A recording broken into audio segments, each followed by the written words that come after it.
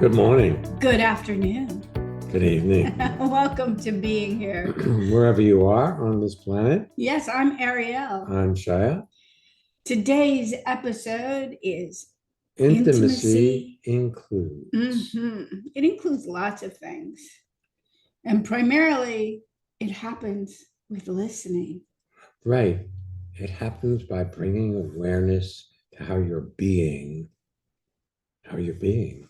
whether you're being there in a relationship or following thoughts that take you out of a relationship. And let's start with the relationship to yourself. This is good. Because if you're driving to get somewhere, anybody connects up with you, you'll drive them to get somewhere.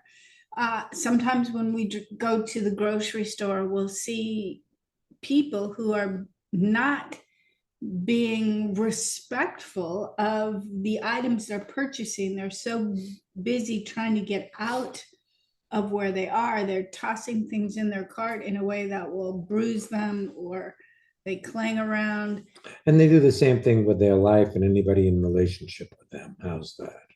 So let's slow down a little bit. Let's be here with each other.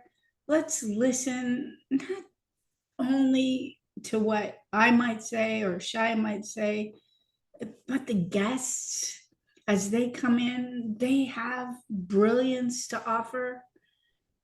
There's a possibility that we all might discover something new that will have our ability to be intimate come alive. I like that. Anything else you want to say about listening? Oh, listening is a very amazing skill set. It allows you to actually disengage from your internal conversation and bring your attention and awareness to what somebody else is saying. So it pulls you into the current moment of your life without your doing something to get there. All you have to do is listen.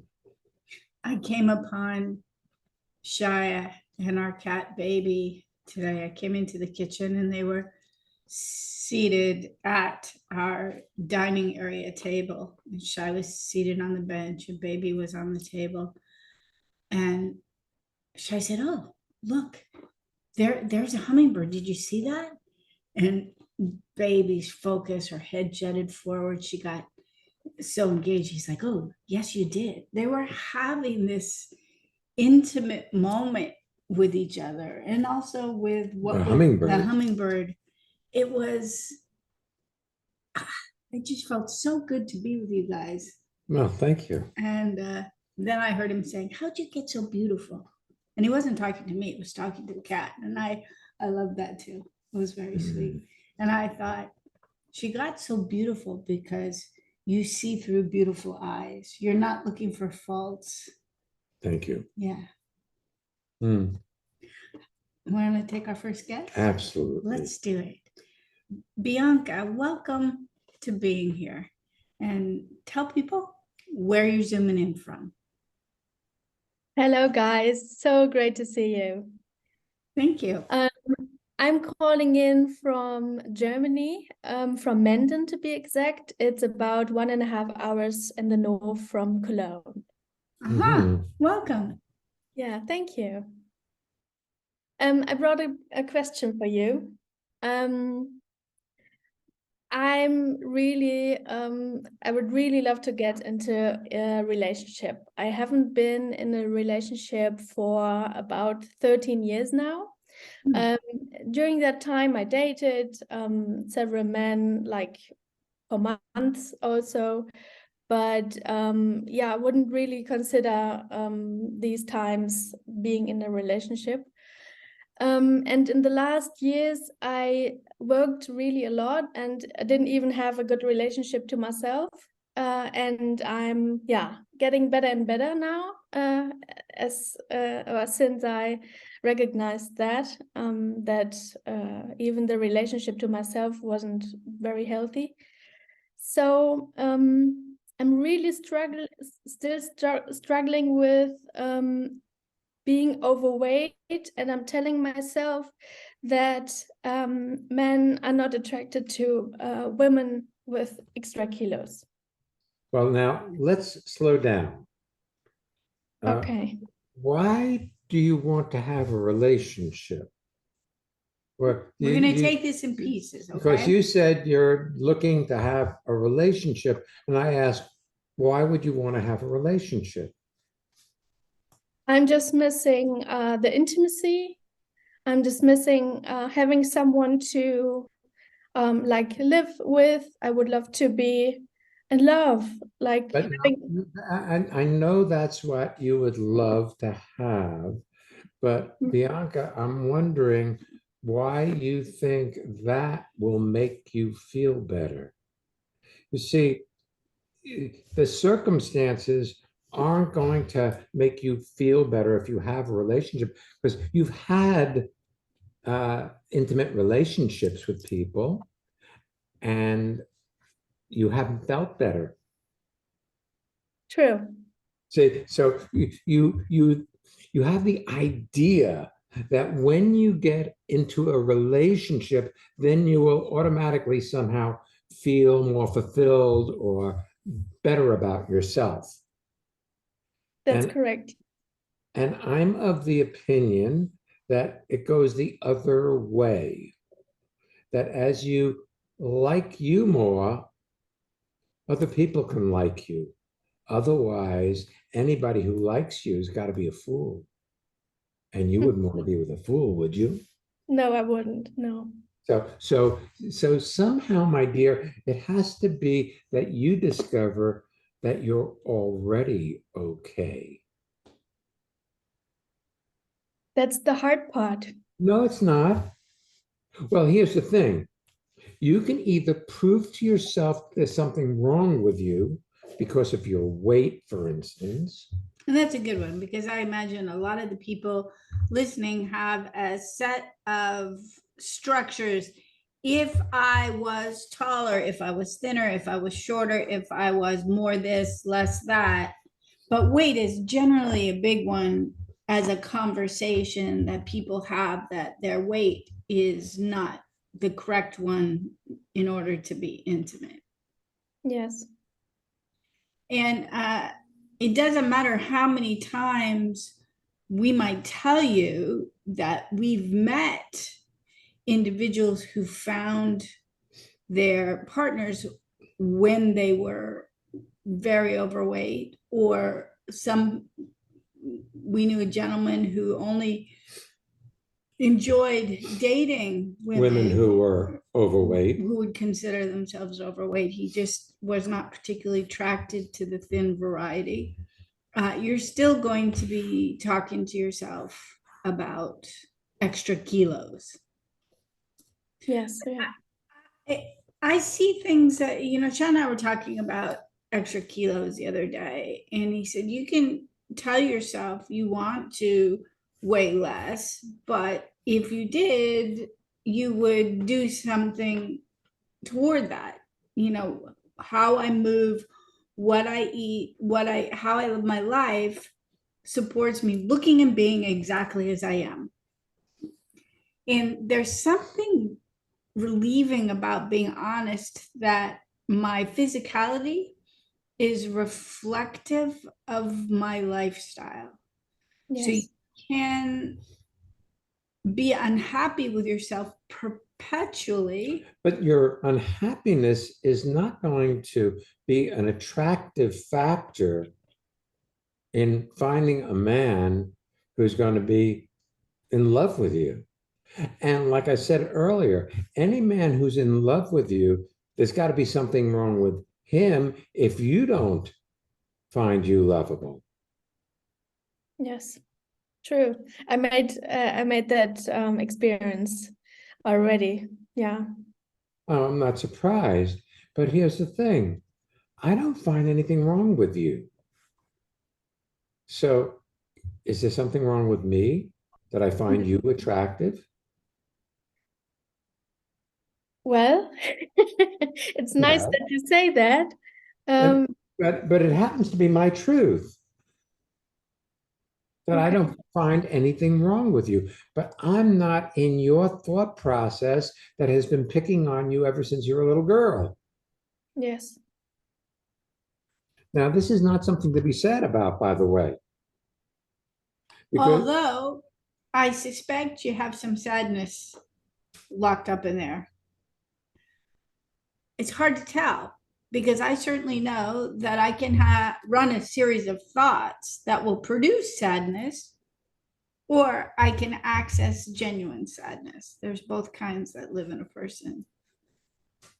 Yeah, I'm still figuring out how to get access to all the feelings I didn't want to listen to over all okay, these wait a years. second. Wait a second. You're trying to figure out how to get access into other feelings. That's what you just said, right? All the feelings he's had all of these years. How do you feel right now? See, all there is right now, and the past really doesn't enter into it unless you bring it in to now. So, Okay. you know, right now, you feel the way you feel. When you're feeling sad, you can only be feeling sad in those moments. When you're feeling happy, you can only be feeling happy in those moments. You can't tell yourself to feel happy when you feel sad. I mean, a lot of people do, but that doesn't change anything, you see. Yes, But I if you could feel allow yourself, that. yes. I can feel that Yes, too. I can feel that nothing changes when yeah. So if you, however, if you allow yourself to feel what you're feeling, it will complete itself because that's what happens when you feel what you're feeling. But if you tell yourself you should be different than you are, you can never get there because you can't be different than you are in the current moment. But if True, you let yes. yourself feel as you are in the current moment, then transformation takes place. But you can't do it to transform. You can't manipulate the circumstances of your life to get to where you think you ought to be. But have you, look, you've come to our seminars. Yes, I have.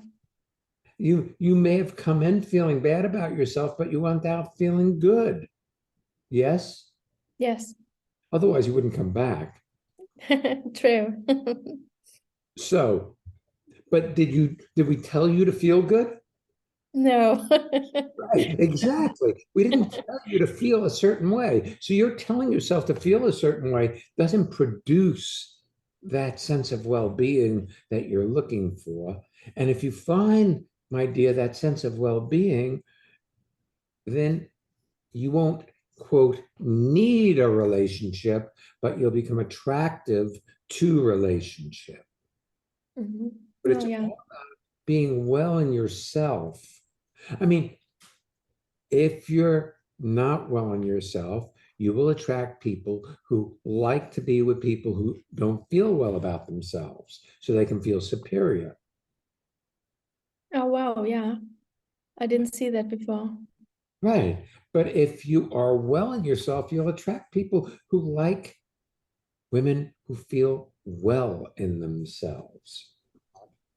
Cool. You So, know, we've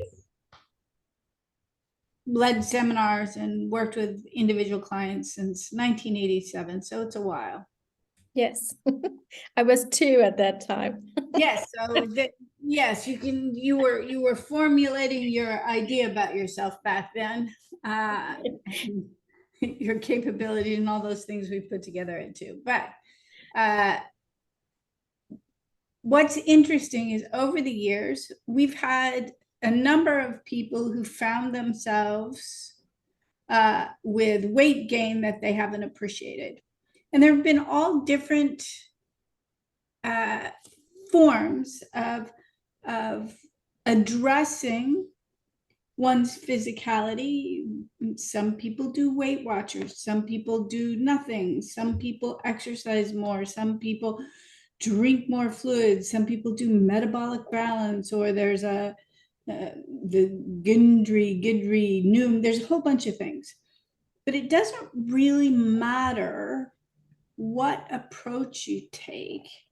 What matters is being honest with yourself. Yes. So Shai and I have recently been on vacation. We gravitated more and more towards sweets and to breads, and we put on some weight. And then we were talking about it the other day in the airport. How do you want to dress it? Shai said, well, let's just cut out carbs. Great, we'll do that. And I noticed as I was putting food together today for lunch, I can also add additional ingredients that will support me staying the same weight, or I could put like, we have chili that I made and froze, a turkey chili. It's pretty lean, and I can put cheese on top and sour cream. It's still all very less carby. But if I put a little bit on so that it tastes interesting and good, is very different than if I pile a lot on and then tell myself that I'm eating healthily. So it really is about being honest. And if I were really trying to lose weight, I probably wouldn't add anything to it at all. So there's something about, I have a feeling that you have to work hard to keep yourself the same kilos. Well, here's the other thing. I know you say you want relationship and you want intimacy. Yes. I know you say that, but being overweight saves you from the confrontation of intimacy. Because you say, they won't be interested in me anyway, I'm too heavy. Good point. Good point. It is a good point. There is a benefit in what we say we don't want. I also think it's important for me to not maintain a story about myself of unattractiveness, because somehow that's being unkind to Shia. It's, you can be right, oh, I'm not attractive, but eventually people will stop trying to convince you that they like you, and they'll just move on to hang out with other people, because who wants to try to fix somebody who's determined to prove that they're broken? No, nobody I would be attracted to. Yeah. Very good. like Nobody you would be attracted to. I like also know the number of people have gotten together and done a WhatsApp group to,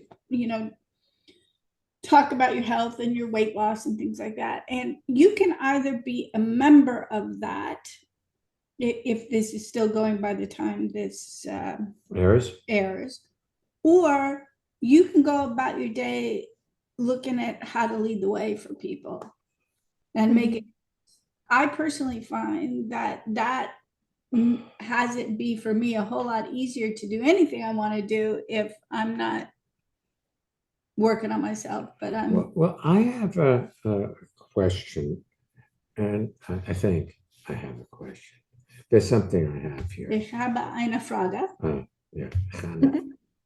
And it goes something like,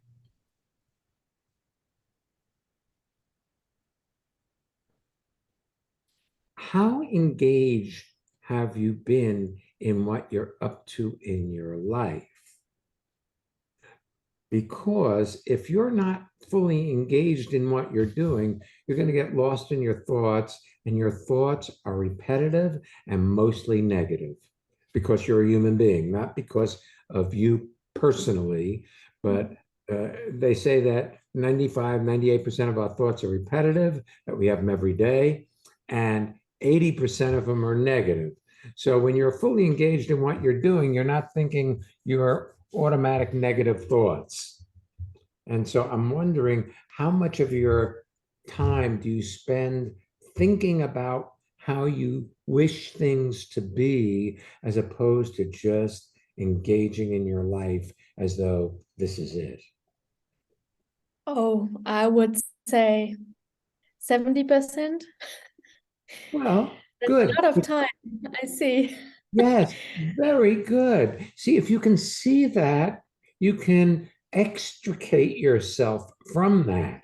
You can see, oh, I'm going in down that path that doesn't lead to anything productive.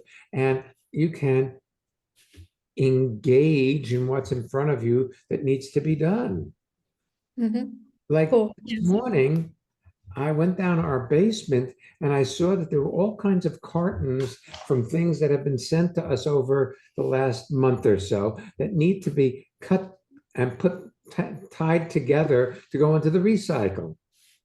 And so I just did it. And I didn't think about other things. That was all I did. But after I did it, I felt, re-energized. It completed something. You can do that. I really see that in big ways and littles. You did that today on the way up here before uh, uh, recording. I went by the cat box and I realized the cat had pooped, and I could go, oh, I'll do it later. I'll do it later. Or I could just take a moment and clean it up so that it was just basically pristine for her and pristine for me to go by. I find something very inspiring about attending to my environment and also to leaving myself alone when I'm not. Meaning, She could be having a conversation. I should clean that kitty litter box when she's not doing it. but also, I have found, for instance, that Shy and this is our second podcast we're recording today. We unpacked from our trip that we came back from yesterday. We were handling all sorts of office things and other things. There's likely going to come a point today where I'm just going to want to put my feet up and rest for a while. And I can either rest and actually have my behind in the chair or my head on the pillow, or I can talk to myself about what I should be doing. A better me would have more energy. Yeah, guilty. That's me as well. I could, yeah. When I rest, I think about all the stuff I could do it during that time. Yes. But you're not resting. Then you're not You resting. see, then you're not resting. But see, here's the thing, you're going, that's me, and then you're feeling sorry for yourself about it. I'm like, hey, I do that sometimes. We all do that sometimes. I certainly have a sense of humor about in fact, I wrote a blog about it that we released last week, that after, last month, that you will be able, actually, it's coming out soon because we're recording this in advance, but for the listeners, it will have come out last month, called Yeah, Like That's True, about how I was having a conversation with myself about how lazy I am. And Shai was laughing at me. And because it's just not true. And if Well, you can have a sense here's of the other humor, thing. You work, Yes, I do. you have a good job. Yes, I do. Are you responsible in that job? Yes, I am. And you get it done, right? Yes, I do. Okay, well, we'll start with that. So you are capable of doing your work, yes? Yes. Okay, then you're also capable of not feeling sorry for yourself. But you are Okay. habituated to feeling sorry for yourself. Do you see that? Yes, I So see that. we give you information, we point things out, and you then feel sorry for yourself about it. Well, that's not going to help anything.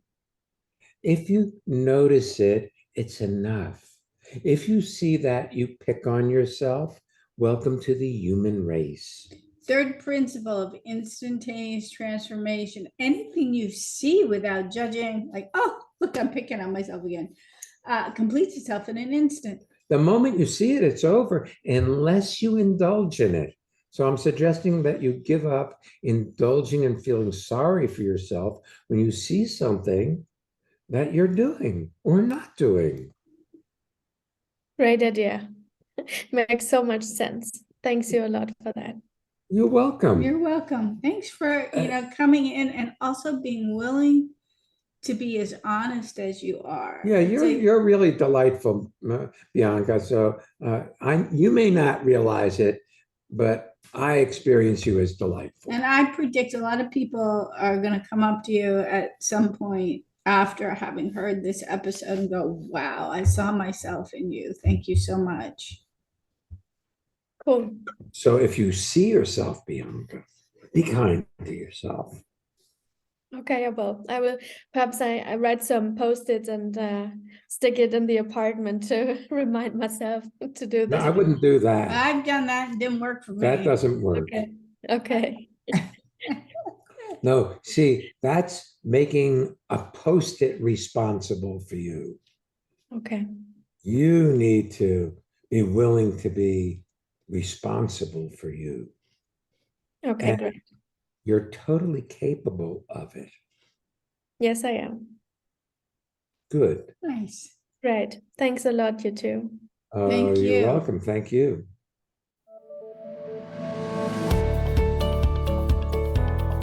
Hey, it's time for the listener feedback spotlight. It's where we get to hear from people in this amazing listenership and transformation community talking about what's happening in their lives.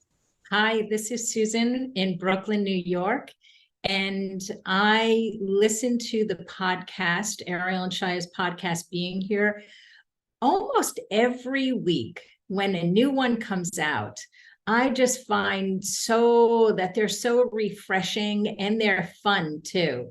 The topics are always something that will touch a part of what's happening in my life, and I find them very inspiring. And I also attend as many seminars, be them on Monday nights or Living Made Easy or the weekend seminars or Costa Rica or anything that these guys are offering, because I find it very valuable and very practical. And I highly recommend joining us for any of them. Do you want to have well-being with consistency? Connect with people all over the world from the comfort of your own home at Ariel and Shaya's lively interactive Living Made Easy virtual seminars. Join any of their 2-hour online events or take a deep dive into the magic of being you at a virtual weekend seminar. Come on, let's connect. Find out more and register at transformationmadeeasy.com.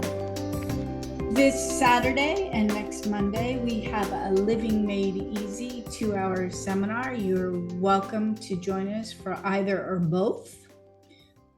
This Saturday morning one is a bilingual German and English. And well, it's Saturday afternoon for our German speaking friends. Our weekend seminar coming up in about a week and a half. It's a Freedom to Breathe, Art of Being a Healer. It's at Camp Tecumseh, which is here in Weston, New Jersey. And that's October 20th. That's a Friday night, Saturday and Sunday, the 21st and 22nd. There's still room. And if you'd like to join us, you are welcome. Our next virtual weekend seminar is Reclaiming Your Sense of Wonder. It's November 18th and 19th, and it is bilingual. So we'll be translating into German and back into English as well, in case some of our German speakers don't have a good command of English. They may express themselves in German. It's very inclusive and a lot of fun. Well, it's translated. So Yeah, I don't do the translation. no, I don't either. I like a bing bong. Yes. I don't know that many Okay. words. Okay, New Beginnings is January 6th and 7th.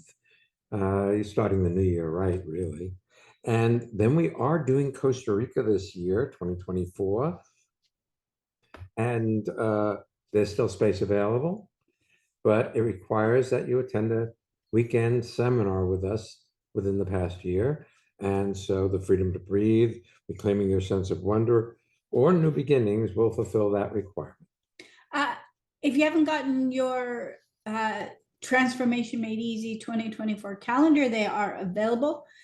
You can either order it and have it sent to you, or if you have anybody coming, or if you're coming yourself to Camp Tecumseh, people can bring them to you. You can purchase them in advance or purchase them there. They're really lovely. They're going to be great holiday gifts. They And Ariel took some really gorgeous pictures this year. I did. Yeah, it's perfect. So a shout out to Andy, who's suggested this topic, and is the person who spouse knows that he shouldn't eat peanut butter because it gives him farts. And thanks for suggesting it, and also giving us that little piece of intimacy about you. Shall we take our next guest? Yes, please. All right. Christina, welcome to being here, and tell people where you're zooming in from. Hello, this is Christina, zooming in from Berlin in Germany. Thanks for having me. Thanks for welcome. being with us. Great. Well, I'm so full of emotions after this first part of the podcast and after listening to Bianca that what I originally wanted to say and ask totally left me. It filled me with love when I was listening to Bianca, because I did see a part of me in her. And I just felt like saying, Bianca, I love you. You are so beautiful. Yeah, it's interesting because like most people, Bianca thinks that, or at least had thought, that when she loses weight, it'll be easier to be with someone and be intimate. And I recall when we did our in-person course in the spring in Hamburg, and you came and we got to meet your boyfriend, and there came a point at the end where people were hanging around, we were talking. I can't remember if it was at the end of the seminar or the end of the podcast recording, because you were kind enough to come and do podcasts as well, where I could tell he wanted to leave.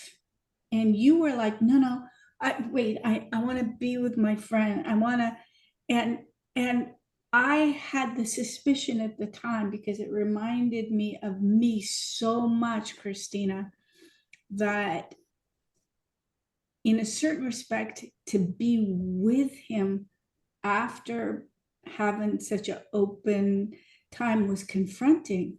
I used to find that all the time. If Shai and I went to a party, went to an event, I was reluctant to leave, because I don't know about you, but some part of me was frightened to be with him, even though he was the love of my life. Well, still is, but I can relate to that, even though it has never happened with Chris.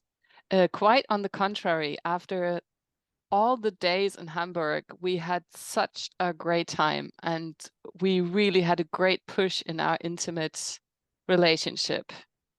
I believe that to be true, Yeah. but what I'm saying is I saw before you left, and you weren't sure what was going to happen in the intimacy of your relationship, that fear arise prior to leaving. Well, it must have been so if you saw it. I don't recall it. Well, But But that was quite a while ago now, too. It's been quite a while now. But it does lead me a little bit back to what I was originally thinking about asking you.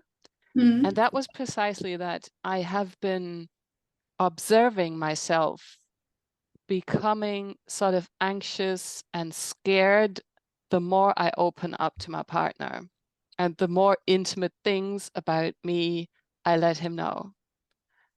And it has provoked some very uncomfortable moments for me.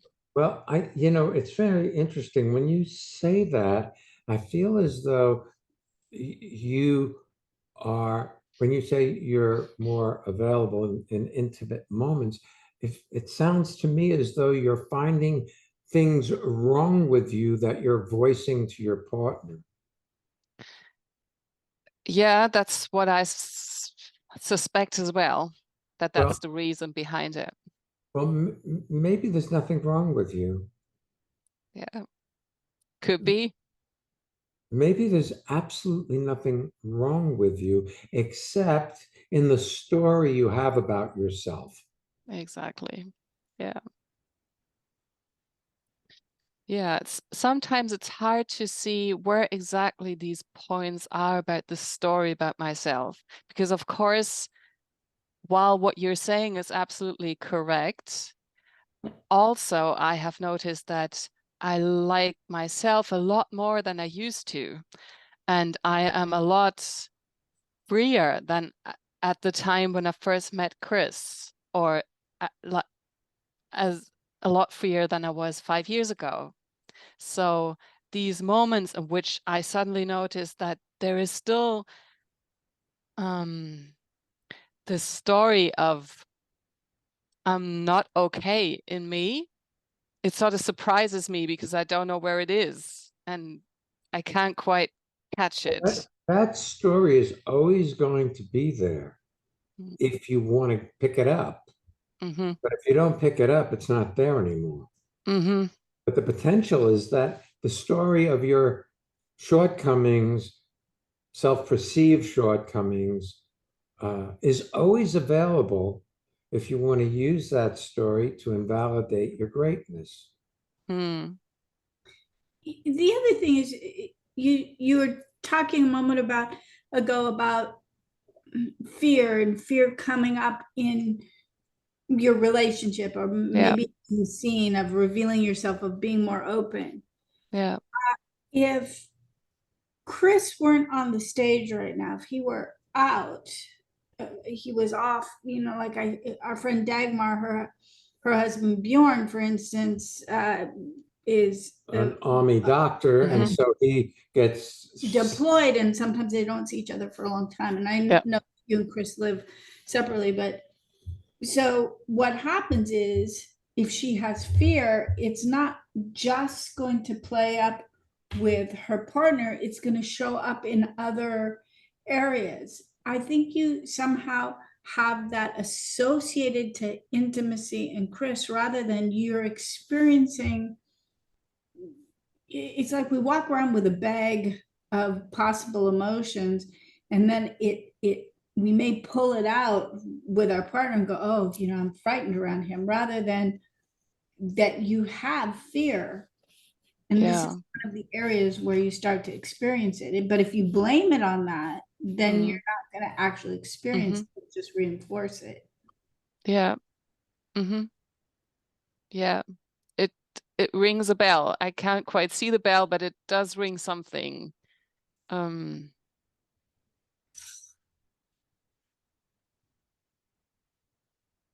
Yeah, maybe. That joke. I know. Sorry. Tell that joke. Now there was just a long-winded joke about a guy who goes and rings a bell with his face, and then his brother comes and does it too, and said, I don't know who he is, but his Face rings a bell. face rings a bell. Just about that joke. I'm not even sure I'm telling it right. So here's the thing, sweetie.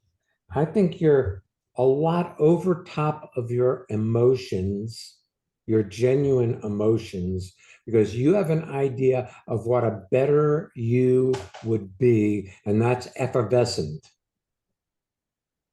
Or strong. Or strong. Women should be strong. Right. And so you do that when you feel insecure. You do the strong or effervescent rather than allow yourself to feel what you're feeling in that moment. Mm-hmm. Is that a possibility? It is, of course. Yeah. Well, so see, here's the thing. You don't have to prepare for your life. Your life shows up in each moment as it does. And if you have emotions show up in that moment, if you let yourself feel them, they complete themselves. If you blame it on the circumstance, it sticks around or keeps coming back around again. So you said that more elegantly. I was trying to articulate that if she thinks that she's fearful of opening up in her relationship, but being in a relationship evokes what's living inside you. It's not causing it. Yeah, I mean, I love opening up and I love the experience, absolutely. And then all of a sudden, this moment comes up where Chris says something and I totally freak out and feel, oh my goodness, now he knows all these things about me. And what if I can't really trust him? And what if I've now opened up so much towards him and then it's all going to end, this sort of thing? Well, it may end, but here's the thing. Chris already knows everything that you don't like about you, and he still loves you. So you can make him wrong for loving you, or you can allow his love for you to discover your own love for you. Because he sees something in you that's lovable. Okay? You're right. Mm-hmm. Yes. I don't And think, he's not a stupid man. We know that. I don't think you're doing a big reveal for him. I think you're doing a big reveal for you. It's like he finally sees these things. It's like, no, you're finally willing to cop to them for yourself. Mm-hmm. But he's seen him ever since he met you. And I actually think that's the case with your friends, your family, your loved ones, this community.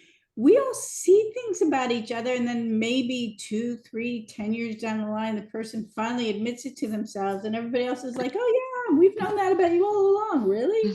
You've been bothered by that? I mean, there's a being hard on ourselves that we've all learned to do. And I suspect people are a whole lot kinder about you than you are in the interior of your thoughts about yourself. I'm not sure I understand. You aren't? That was my Siri watch thinking I was talking to it. It's very funny. But that's what happens when you don't want to hear. I'm not sure I understand. There are moments in which I admit to feeling something that some people would say is not a good feeling to have in a relationship. And the other day I admitted to Chris that I was feeling jealous. And it really did cost me a lot to say that to him because I was conscious of it and I thought it wasn't okay to even feel it or to say it. And then he said, well, that's your problem. You need to deal with it. And I said, I know I have to deal with it. I still wanted to open up to you because I thought talking about it and admitting to feeling what I'm feeling would help me letting it go. Do you know the name of our first book? Working on Yourself Doesn't Work, probably. Yeah, very good. Well, there you have it. See, you're working on yourself, my dear. Seems so. I still am. Do you see how you are trying to get better? Yeah, not be jealous. Never. Well, if you have jealousy, fine, but jealousy isn't the problem. Thinking you shouldn't have it when you do is the problem. It's okay to have any feelings you have.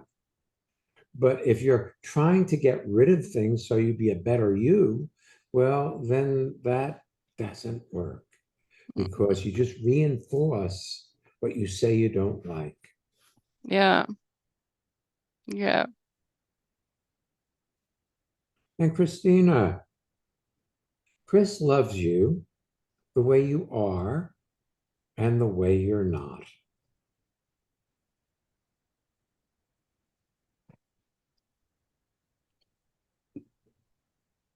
In case you're wondering about this dead space here on the air, she looked very confused by that. I'm sorry. Yes, I was really confused. What does that mean? Imagining that Chris loves me the way I am and the way I am not. That's right. So what is the way I am not? Well, you may not You have jealousy. You don't think you should have jealousy. But he No. loves you even though you have jealousy. Yeah. The question I ask is, what purpose does it serve to question your relationship? You see, I don't question my relationship with Ariel. I don't take it for granted, but I'm not trying to improve myself so she'll like me. So I really enjoyed before we started this podcast, we were completing things. We took a short nap. I went to, I set an alarm on my wrist. I went to wake you up, but you were already up and you were folding the blanket. And I went and I started to make coffee. And then I saw you stand there prepared to add the next shot because we have an espresso machine. So I didn't have to say, will you bring this? I just left you to it and did something else. And then you brought them in and then you went to do something else and I brought them up. It wasn't like, I've got these. There's like this flow of possibility. It's in a way we're both unique. Well, but here's the thing. I'm not putting a pressure on myself to get Ariel to like me. And she's not putting a pressure on herself to get me to like her. or to prove that you like me. Or to prove that I like you. This is true. And it sounds from the conversation we've had that you are working on yourself, working on your relationship. You know, we almost wrote a book called Working on Your Relationship Doesn't Work. Okay. You know, see, here's the thing. You have an idea. You're really smart. You see, you have lots of ideas. You're real smart. And so you have an idea of how the perfect relationship should be. And then you try to manipulate yours to get it to look that way. Well, to get it to be that way, not really to look that way, to be that way. Okay. I don't disagree with that. Ever. That's all a manipulation to try to get it to turn out the way you want. Yeah. Rather than allowing your life to Mhm. turn out the way it does. Which Yeah. is pretty cool when it turns out the way you want too.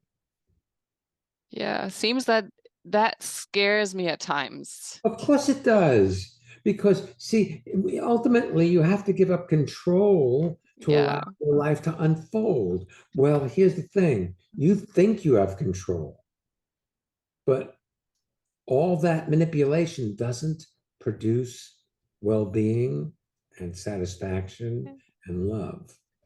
It Yeah. produces a lot of manipulation to get what you want. But when you get what you want, if you manipulate it to get it, it isn't satisfying. So how can I stop being scared of giving up control? You can notice when the fear comes up and allow yourself to feel your fear without blaming it on the circumstance or what you think caused it. Okay. Yeah, Okay. that's Because you good. see, you're going to go to the known. You're going to go to what you know to blame the fear upon. Mm-hmm. It was caused because he said this. Mm-hmm. No, if you didn't have that fear in there, it wouldn't show up at all. Yeah. Okay. But Yeah. it's okay to feel your fear without blaming it on something. Yeah. Not think about it, but feel it where it is in your body. Mm-hmm. Yeah, I think that's the part then. That's sort of the missing part in. Well, you're trying to mix feeling and thinking. You're mixing the metaphors. You're mixing. If you think about it, you think you should be able to think your way through feelings, and you can't, but you can feel your way through feelings. Yeah, I usually want to do both. The other thing too is I want to keep coming back to I know that you and Chris live separately. You live in separate cities and you get together at certain parts of your week or your month or Mhm. you know that's how your jobs, your lives are structured that way. That's right. And you still are focusing in on as if that fear is showing up in relation to Chris, rather than looking for all the places in your life it gets painted on. Here's the thing, Chris cannot tell you he loves you enough so you don't feel jealous. True. And so saying you feel jealous to get him to tell you he loves you is never going to get rid of that fear of loss. Never. So we wrote 2 award-winning relationship books, and there's a lot of content in them. They're done as audiobooks. There's How to Create a Magical Relationship and How to Have a Match Made in Heaven, which has videos associated with it.